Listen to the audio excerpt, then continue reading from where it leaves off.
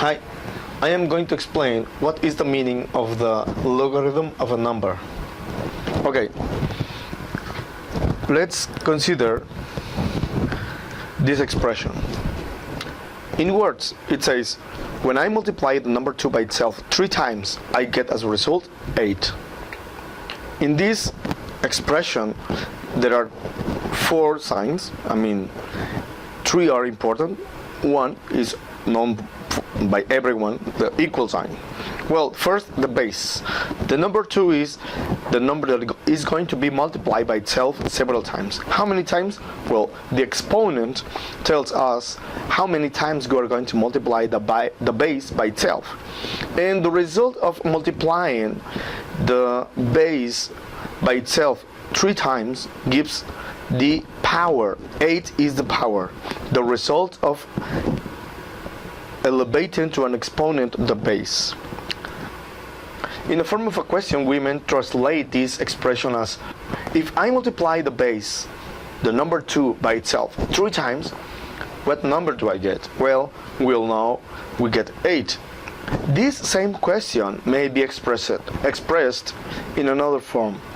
Well, I will say, how many times do I have to multiply the number 2 by itself in order to get 8? Well, that's the exponent. We have to multiply the number 2 by itself 3 times in order to get 8. So, in mathematics, we call this number, the exponent, the logarithm. The logarithm of the number 8 in the base 2. It's the number of times we have to multiply the base in order to get 8. In a more general case, let's consider b to the x equals p. b is the base, x is the exponent, and p is the power. In words, it says, I have to multiply the base b x times by itself in order to get p. Or in the form of a question, if I multiply the number b by itself x times, what's the result I get? Well, we know I get p. I'm going to change it to the other form.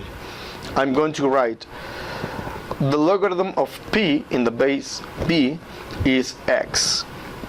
In the form of a question is, how many times do I have to multiply the base b by itself in order to get p? And that's x. In other words, both of these expressions are telling the same story. If I raise the base b to the exponent x, I get as a result the number p. That's the logarithm of the number p in the base b is equal to x. Both are the same. So there is one very special case for the base b. It's the number e.